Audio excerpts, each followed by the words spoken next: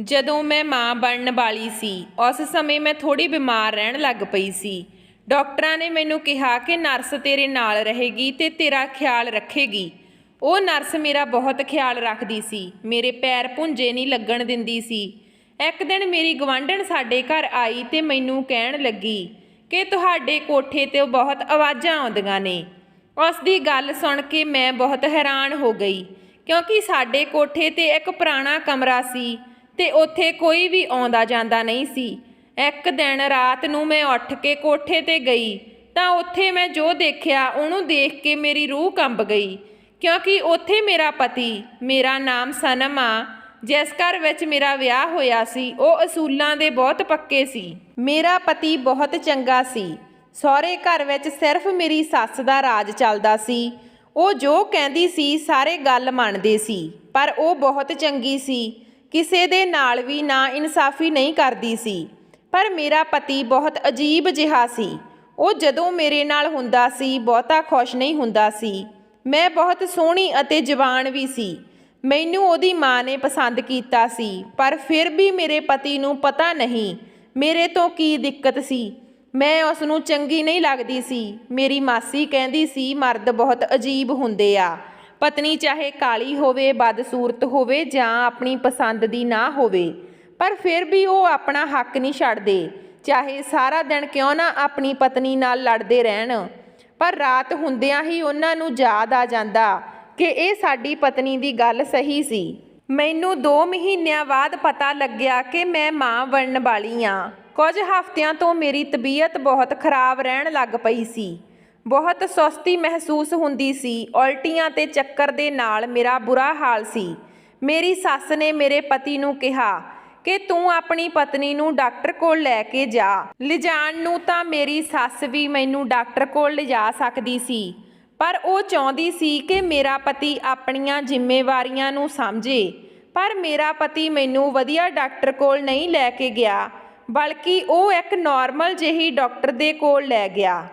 ਉਹ ਡਾਕਟਰ ਨੇ ਮੈਨੂੰ ਕਿਹਾ ਕਿ ਤੁਹਾਡੀ ਤਬੀਅਤ ਬਹੁਤ ਜ਼ਿਆਦਾ ਖਰਾਬ ਆ। ਜਿੱਦਾਂ ਜਿੱਦਾਂ ਹੀ ਦਿਨ ਅੱਗੇ ਵਧਣਗੇ ਤੁਹਾਡੀ ਤਬੀਅਤ ਹੋਰ ਵੀ ਜ਼ਿਆਦਾ ਖਰਾਬ ਹੋ ਜਾਊਗੀ। ਡਾਕਟਰ ਦੀ ਗੱਲ ਸੁਣ ਕੇ ਮੈਂ ਬਹੁਤ ਹੈਰਾਨ ਹੋ ਗਈ ਸੀ। ਡਾਕਟਰ ਨੇ ਕਿਹਾ ਕਿ ਤੁਹਾਡੇ ਕੋਲ ਤਾਂ ਸਾਰਾ ਦਿਨ ਕੋਈ ਨਾ ਕੋਈ ਅਜਿਹਾ ਹੋਣਾ ਚਾਹੀਦਾ ਜੋ ਮੈਡੀਕਲ ਨੂੰ ਸਮਝਦਾ ਹੋਵੇ। ਜੇ ਤੁਹਾਡੀ ਅਚਾਨਕ ਤਬੀਅਤ ਖਰਾਬ ਹੋ ਜਾਵੇ ਤਾਂ ਉਹ ਤੁਹਾਡੀ ਮਦਦ ਕਰ ਸਕੇ। ਮੇਰੇ ਪਤੀ ਨੇ ਹਾਮੀ ਭਰ ਦਿੱਤੀ ਤੇ ਮੈਂ ਵੀ ਕਹਿ ਦਿੱਤਾ ਕਿ ਚਲੋ ਠੀਕ ਆ।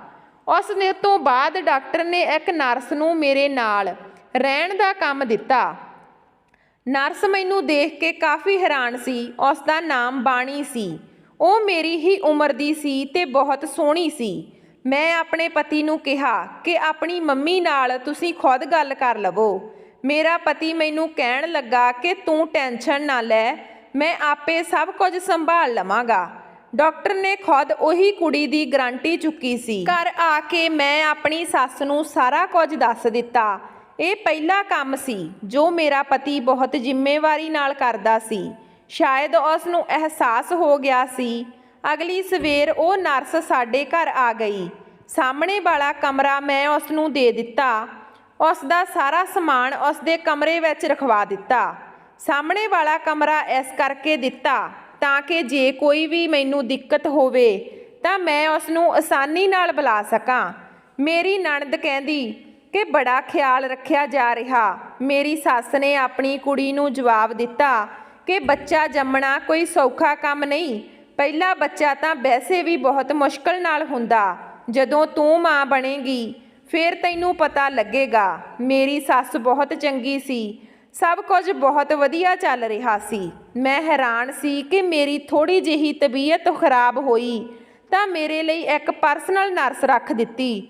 ਉਹ ਵੀ ਦਿਨ ਰਾਤ ਆਪਣੀ ਡਿਊਟੀ ਰਾਹੀਂ। ਇਹ ਕੋਈ ਛੋਟੀ ਮੋਟੀ ਗੱਲ ਨਹੀਂ ਸੀ। ਮੈਂ ਪੂਰੀ ਤਰ੍ਹਾਂ ਬੈੱਡ ਰੈਸਟ ਤੇ ਸੀ। ਨਰਸ ਮੇਰਾ ਬਹੁਤ ਜ਼ਿਆਦਾ ਖਿਆਲ ਰੱਖਦੀ ਸੀ ਤੇ ਬਹੁਤ ਚੰਗੀ ਵੀ ਸੀ। ਪਰ ਇੱਕ ਦਿਨ ਅਚਾਨਕ ਮੇਰੀ ਤਬੀਅਤ ਖਰਾਬ ਹੋਈ। ਮੈਂ ਉਸ ਨੂੰ ਆਵਾਜ਼ਾਂ ਮਾਰ ਰਹੀ ਸੀ, ਪਰ ਉਸਨੇ ਮੇਰੀ ਆਵਾਜ਼ ਦਾ ਕੋਈ ਜਵਾਬ ਨਾ ਦਿੱਤਾ। ਉਸ ਤੋਂ ਬਾਅਦ ਮੈਂ ਦੇਖਿਆ ਕਿ ਮੇਰਾ ਪਤੀ ਵੀ ਕਮਰੇ ਵਿੱਚ ਨਹੀਂ ਸੀ।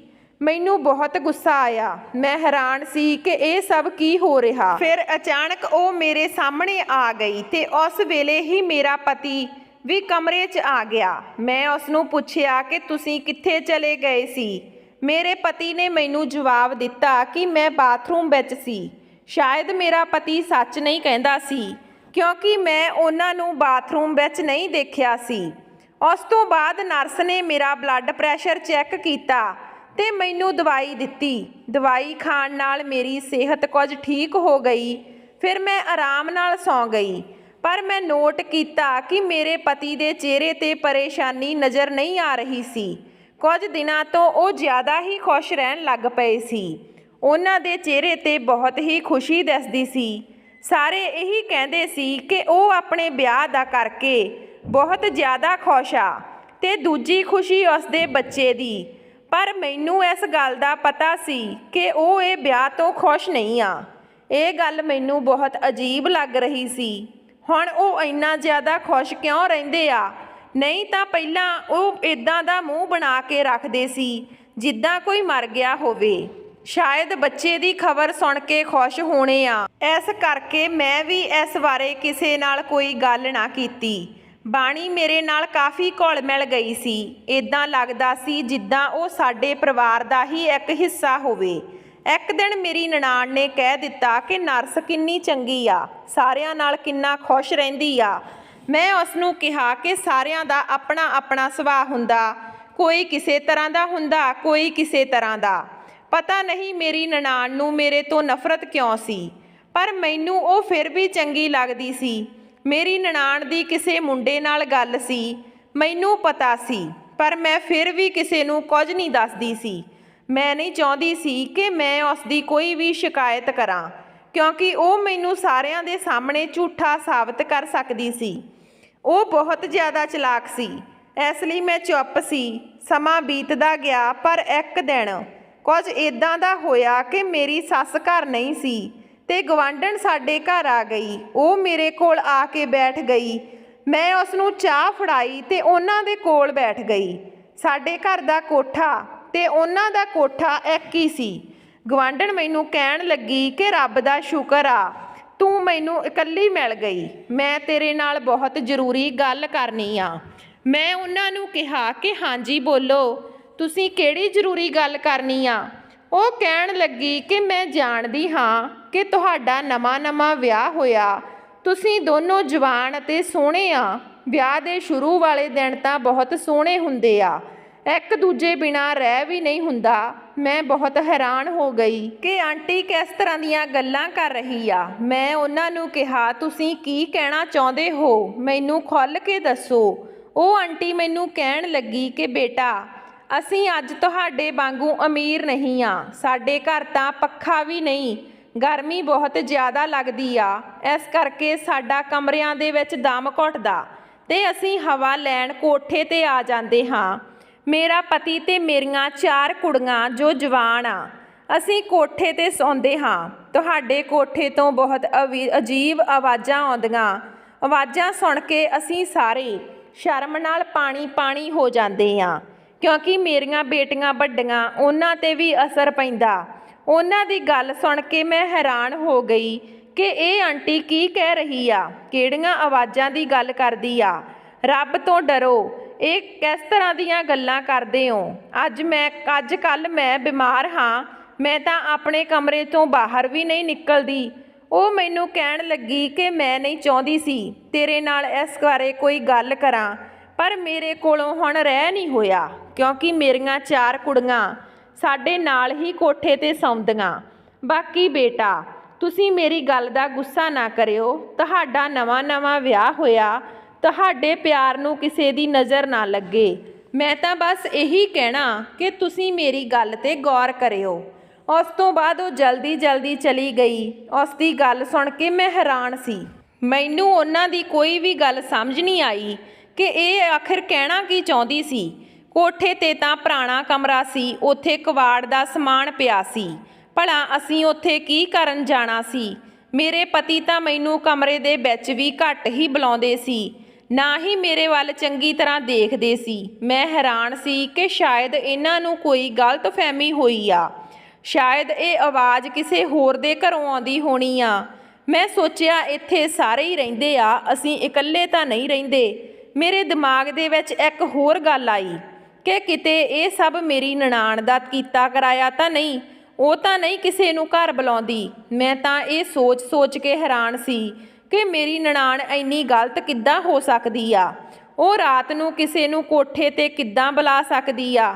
ਪਰ ਅੱਜ ਕੱਲ੍ਹ ਦੀਆਂ ਕੁੜੀਆਂ ਮੁੰਡੇ ਤਾਂ ਇਹ ਗੱਲਾਂ ਨੂੰ ਆਮ ਸਮਝਦੇ ਆ।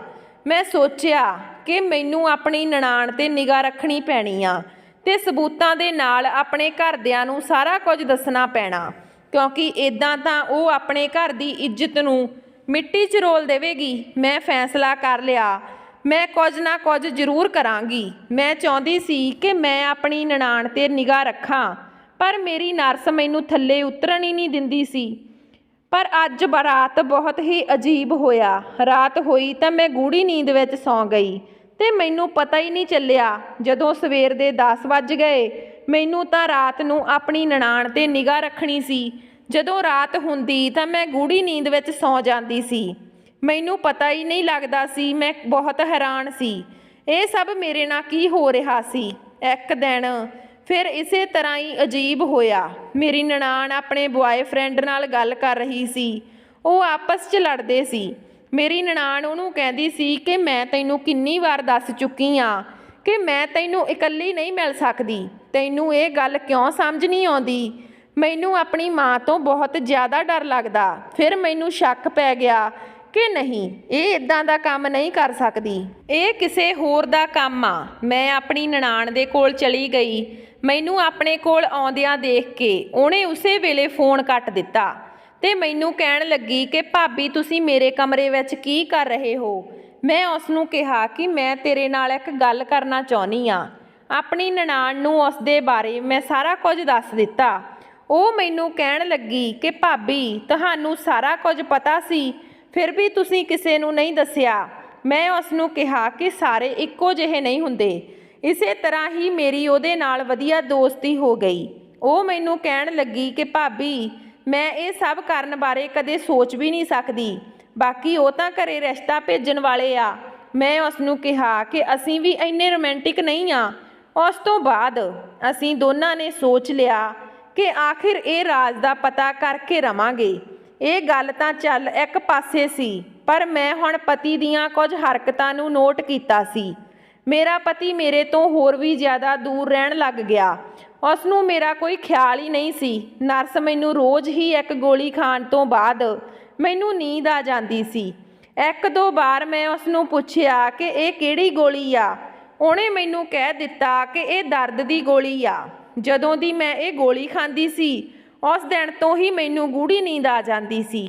ਇੱਕ ਦਿਨ ਮੈਂ ਆਪਣੀ ਨਨਾਣ ਨੂੰ ਲੈ ਕੇ ਡਾਕਟਰ ਦੇ ਕੋਲ ਗਈ। ਉਹ ਗੋਲੀਆਂ ਵਾਲਾ ਪੱਤਾ ਵੀ ਮੈਂ ਨਾਲ ਲੈ ਗਈ।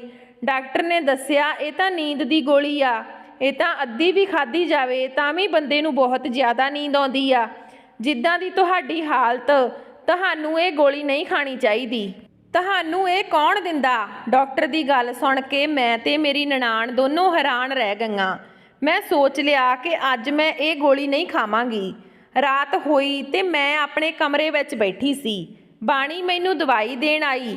ਮੈਂ ਬਾਣੀ ਦੇ ਹੱਥੋਂ ਦਵਾਈ ਤਾਂ ਲੈ ਲਈ, ਪਰ ਮੈਂ ਉਹ ਦਵਾਈ ਹੌਲੀ ਜਿਹੇ ਸੁੱਟ ਦਿੱਤੀ। ਦਵਾਈ ਦੇ ਕੇ ਉਹ ਚਲੀ ਗਈ। ਉਸ ਤੋਂ ਬਾਅਦ ਮੈਨੂੰ ਬਿਲਕੁਲ ਵੀ ਨੀਂਦ ਨਾ ਆਈ। ਮੈਂ ਸੋਚਿਆ ਕਿ ਡਾਕਟਰ ਦੀ ਗੱਲ ਸਹੀ ਸੀ। ਮੇਰਾ ਪਤੀ ਵੀ ਜਾਗਦਾ ਸੀ। ਮੈਨੂੰ ਕਹਿਣ ਲੱਗਾ ਤੈਨੂੰ ਨੀਂਦ ਨਹੀਂ ਆਉਂਦੀ? ਮੈਂ ਆਪਣੇ ਪਤੀ ਨੂੰ ਕਿਹਾ ਜਦੋਂ ਮੈਨੂੰ ਨੀਂਦ ਆਊਗੀ ਮੈਂ ਖੁਦ ਸੌਂ ਜਾਊਂਗੀ। ਮੈਂ ਰੋਜ਼ ਤੁਹਾਡੇ ਸੌਣ ਤੋਂ ਪਹਿਲਾਂ ਸੌਂ ਜਾਂਦੀ ਹਾਂ, ਜੇ ਤੁਹਾਨੂੰ ਬੁਰਾ ਨਹੀਂ ਲੱਗਦਾ। ਉਹ ਮੈਨੂੰ ਕਹਿਣ ਲੱਗਾ ਤੇਰੀ ਸਿਹਤ ਖਰਾਬ ਆ, ਇਹ ਹਾਲਤ ਵਿੱਚ ਐਦਾਂ ਨਹੀਂ ਹੁੰਦਾ। ਤੂੰ ਆਪ ਮੇਰੀ ਪਤਨੀ ਆ, ਇਸ ਕਰਕੇ ਮੈਂ ਤੈਨੂੰ ਸਮਝ ਸਕਦਾ। ਅੱਜ ਮੈਂ ਜਾਗਦੀ ਸੀ, ਪਰ ਫਿਰ ਵੀ ਉਸਨੇ ਮੇਰੇ ਜਾਗਣ ਦਾ ਕੋਈ ਫਾਇਦਾ ਨਹੀਂ ਚੁੱਕਿਆ। ਇਸ ਗੱਲ ਤੋਂ ਮੈਂ ਬਹੁਤ ਉਦਾਸ ਸੀ ਅਤੇ ਹੈਰਾਨ ਵੀ ਸੀ। ਇਹ ਗੱਲ ਮੈਂ ਆਪਣੀ ਨਨਾਣ ਨੂੰ ਦੱਸੀ। ਮੈਂ ਤੇ ਮੇਰੀ ਨਨਾਣ ਗੁਆਂਢਣ ਦੇ ਘਰ ਚਲੀਆਂ ਗਈਆਂ। ਗੱਲਾਂ ਹੀ ਗੱਲਾਂ ਵਿੱਚ ਮੈਂ ਉਹਨਾਂ ਨੂੰ ਪੁੱਛਿਆ ਕਿ ਇਹ ਸਭ ਕਿੱਦਣ ਤੋਂ ਸ਼ੁਰੂ ਹੋਇਆ। ਗੁਆਂਢਣ ਕਹਿਣ ਲੱਗੀ ਕਿ ਇਹ ਸਭ 2 ਕੁ ਹਫ਼ਤਿਆਂ ਤੋਂ ਹੋ ਰਿਹਾ। ਉਸ ਦੇ ਦੱਸਣ 'ਤੇ ਮੈਨੂੰ ਪਤਾ ਲੱਗ ਗਿਆ ਕਿ ਇਹ ਕਿਸ ਦਾ ਕੰਮ ਆ, ਕਿਉਂਕਿ ਡਾਕਟਰ ਨੇ ਜਿਹੜੀ ਨਰਸ ਮੇਰੇ ਕੋਲ ਭੇਜੀ ਸੀ ਉਹ ਨਰਸ ਨੂੰ ਵੀ ਆਇਆਂ 2 ਹਫ਼ਤੇ ਹੋਏ ਸੀ। ਅਗਲੇ ਦਿਨ ਮੈਂ ਪਲਾਨ ਬਣਾ ਲਿਆ। ਮੈਂ ਆਪਣੀ ਨਨਾਣ ਨਾਲ ਫੋਨ 'ਤੇ ਗੱਲ ਕਰ ਰਹੀ ਸੀ ਤੇ ਗੱਲ ਕਰਦੇ ਕਰਦੇ ਮੇਰੀ ਅੱਖ ਲੱਗ ਗਈ। ਫਿਰ ਥੋੜ੍ਹੇ ਹੀ ਟਾਈਮ ਬਾਅਦ ਮੇਰੀ ਅੱਖ ਖੁੱਲ੍ਹ ਗਈ। ਮੈਂ ਦੇਖਿਆ ਕਿ ਮੇਰਾ ਪਤੀ ਕਮਰੇ ਵਿੱਚ ਨਹੀਂ ਸੀ। ਮੈਂ ਸੋਚਿਆ ਸ਼ਾਇਦ ਉਹ ਬਾਥਰੂਮ ਵਿੱਚ ਹੋਵੇਗਾ। ਮੈਂ ਵੀ ਕਮਰੇ ਵਿੱਚੋਂ ਨਿਕਲ ਗਈ। ਮੈਂ ਹੌਲੀ ਹੌਲੀ ਆਪਣੀ ਨਨਾਣ ਦੇ ਕਮਰੇ ਵੱਲ ਗਈ। ਉਸ ਤੋਂ ਬਾਅਦ ਮੈਂ ਤੇ ਮੇਰੀ ਨਨਾਣ ਹੌਲੀ ਹੌਲੀ ਦੱਬੇ ਪੈਰੀਂ ਕੋਠੇ ਵੱਲ ਗਈਆਂ। ਸਾਨੂੰ ਦੋਹਾਂ ਨੂੰ ਕਾਫੀ ਡਰ ਲੱਗ ਰਿਹਾ ਸੀ। ਮੇਰੀ ਨਨਾਣ ਦਾ ਕਹਿਣਾ ਸੀ ਕਿ ਜ਼ਰੂਰ ਕੋਈ ਹੈਗਾ ਜੋ ਸਾਡਾ ਕਮਰਾ ਗਲਤ ਕੰਮ ਦੇ ਲਈ ਇਸਤੇਮਾਲ ਕਰ ਰਿਹਾ। ਮੇਰੀ ਨਨਾਣ ਠੀਕ ਕਹਿ ਰਹੀ ਸੀ, ਪਰ ਅੱਜ ਇਹ ਰਾਜ਼ ਦਾ ਪਰਦਾ ਉੱਠ ਜਾਣਾ ਸੀ। ਜਦੋਂ ਅਸੀਂ ਕੋਠੇ 'ਤੇ ਪਹੁੰਚੀਆਂ ਤਾਂ ਬਹੁਤ ਹੀ ਆਵਾਜ਼ਾਂ ਆ ਰਹੀਆਂ ਸੀ। ਅਸੀਂ ਦੋਨੋਂ ਹੈਰਾਨ ਸੀ ਕਿ ਇਸ ਦਾ ਮਤਲਬ ਅੰਦਰ ਕੋਈ ਜ਼ਰੂਰ ਹੈਗਾ। ਮੈਂ ਜਾ ਕੇ ਦਰਵਾਜ਼ਾ ਖੋਲ੍ਹ ਦਿੱਤਾ। ਮੈਂ ਜੋ ਦੇਖਿਆ ਮੇਰੀ ਤਾਂ ਜਾਨ ਨਿਕਲ ਗਈ, ਕਿਉਂਕਿ ਅੰਦਰ ਕੋਈ ਹੋਰ ਨਹੀਂ ਬਲਕਿ ਮੇਰਾ ਪਤੀ ਤੇ ਮੇਰੀ ਨਰਸ ਬਾਣੀ ਸੀ।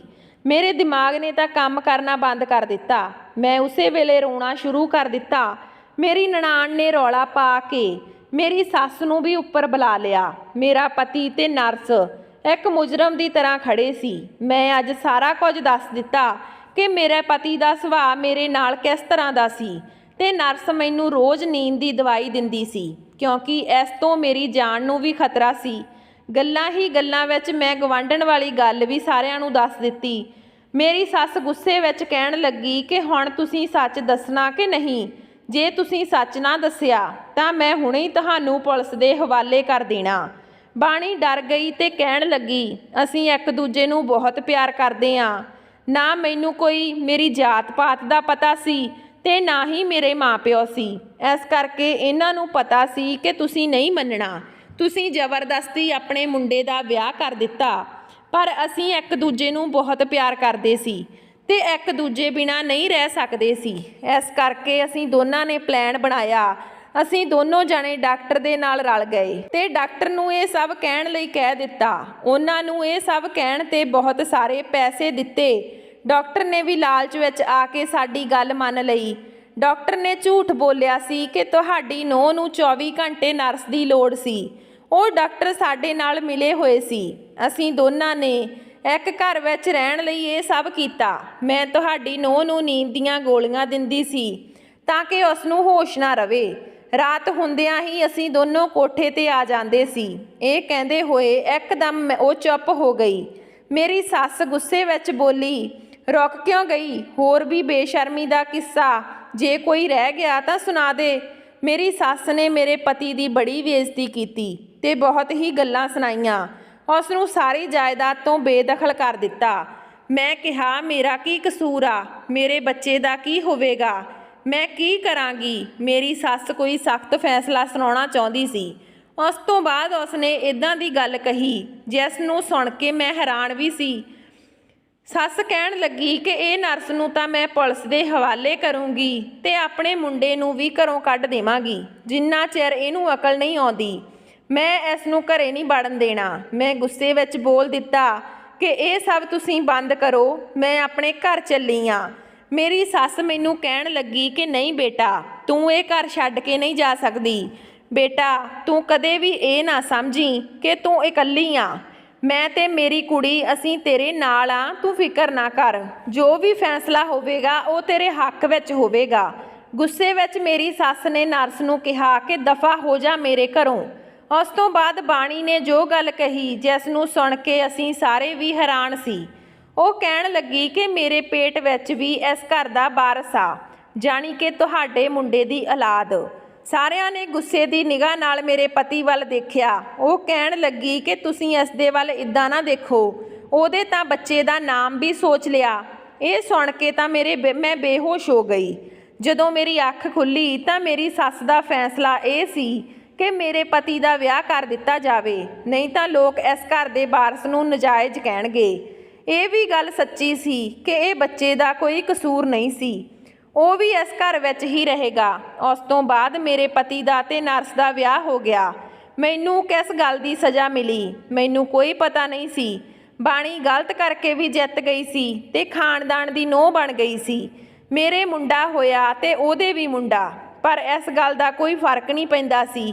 ਉਹ ਮੇਰੀ ਸੌਂਕਣ ਬਣ ਗਈ ਸੀ ਤੇ ਜਿੱਤ ਗਈ ਸੀ। ਮੇਰਾ ਪਤੀ ਤਾਂ ਉਸ ਨੂੰ ਹੀ ਪਿਆਰ ਕਰਦਾ ਸੀ। ਮੈਨੂੰ ਕਿਸੇ ਨਾਲ ਵੀ ਗੁੱਸਾ ਨਹੀਂ ਸੀ, ਕਿਉਂਕਿ ਮੇਰੀ ਸੱਸ ਨੇ ਜੋ ਵੀ ਫੈਸਲਾ ਕੀਤਾ ਸੀ ਠੀਕ ਕੀਤਾ।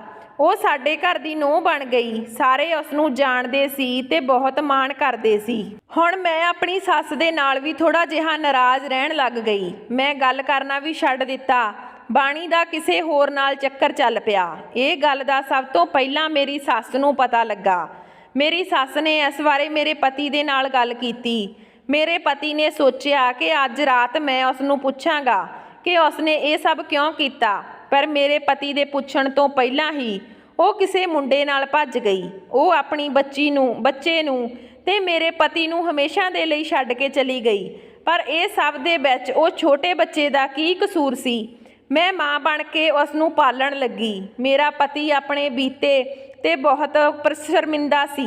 ਮੇਰੇ ਤੋਂ ਮਾफ़ੀ ਮੰਗਣ ਲੱਗਾ। ਹੌਲੀ ਹੌਲੀ ਮੇਰੇ ਨੇੜੇ ਆਉਣ ਲੱਗ ਗਿਆ। ਮੇਰੀ ਸੱਸ ਨੇ ਕਿਹਾ ਕਿ ਉਹ ਕੁੜੀ ਦਾ ਚਰਿੱਤਰਹੀਣ ਸੀ। ਜੇ ਮੈਂ ਉਸ ਨੂੰ ਘਰੋਂ ਕੱਢ ਦਿੰਦੀ ਤਾਂ ਮੇਰੇ ਮੁੰਡੇ ਨੇ ਵੀ ਉਸ ਦੇ ਪਿੱਛੇ ਚਲੇ ਜਾਣਾ ਸੀ। ਉਹ ਇਸ ਮਾਹੌਲ ਵਿੱਚ ਨਹੀਂ ਰਹਿ ਸਕਦੀ ਸੀ। ਇਸ ਕਰਕੇ ਉਹ ਕਿਸੇ ਹੋਰ ਥਾਂ ਭੱਜ ਗਈ। ਹੁਣ ਮੇਰੇ 2 ਮੁੰਡੇ ਆ ਤੇ ਅਸੀਂ ਬਹੁਤ ਖੁਸ਼ ਹਾਂ। ਸੱਚ ਹੀ ਕਹਿੰਦੇ ਆ ਕਿ ਰੱਬ ਦੇ ਘਰ ਦੇ ਰਾਹ ਹਨੇਰ ਨਹੀਂ। ਪਰ ਮੇਰੀ ਜ਼ਿੰਦਗੀ ਹੁਣ ਬਹੁਤ ਵਧੀਆ ਲੰਘ ਰਹੀ ਆ। ਮੇਰੇ ਪਤੀ ਵੀ ਮੇਰੇ ਨਾਲ ਬਹੁਤ ਜ਼ਿਆਦਾ ਖੁਸ਼ ਆ। ਜਿਹੜਾ ਪਿਆਰ ਉਹਨੇ ਮੈਨੂੰ ਕਦੇ ਨਹੀਂ ਦਿੱਤਾ ਸੀ, ਉਹ ਪਿਆਰ ਹੁਣ ਮੈਨੂੰ ਰੋਜ਼ ਮਿਲਦਾ ਸੀ। ਸ਼ਾਇਦ ਮੇਰਾ ਪਤੀ ਆਪਣੇ ਕੀਤੇ ਤੇ ਬਹੁਤ ਸ਼ਰਮਿੰਦਾ ਸੀ। ਮੇਰੇ ਬੱਚਿਆਂ ਦਾ ਤੇ ਮੇਰੀ ਪੂਰੀ ਫੈਮਿਲੀ ਦਾ ਬਹੁਤ ਜ਼ਿਆਦਾ ਖਿਆਲ ਰੱਖਦੇ ਆ। ਅਸੀਂ ਆਪਣੀ ਜ਼ਿੰਦਗੀ ਦੇ ਵਿੱਚ ਬਹੁਤ ਖੁਸ਼ ਹਾਂ। ਰੱਬ ਕਰੇ ਸਾਡਾ ਪਿਆਰ ਇਸੇ ਤਰ੍ਹਾਂ ਹੀ ਬਣਿਆ ਰਹੇ। ਸੋ ਦੋਸਤੋ, ਇਹ ਸੀ ਅੱਜ ਦੀ ਕਹਾਣੀ। ਜੇ ਚੈਨਲ ਤੇ ਪਹਿਲੀ ਵਾਰ ਹੋ ਤਾਂ ਚੈਨਲ ਨੂੰ ਸਬਸਕ੍ਰਾਈਬ ਜ਼ਰੂਰ ਕਰਿਓ। ਮਿਲਦੇ ਹਾਂ ਨਵੀਂ ਕਹਾਣੀ ਦੇ ਨਾਲ। ਤਦ ਤੱਕ ਸਤਿ ਸ਼੍ਰੀ ਅਕਾਲ।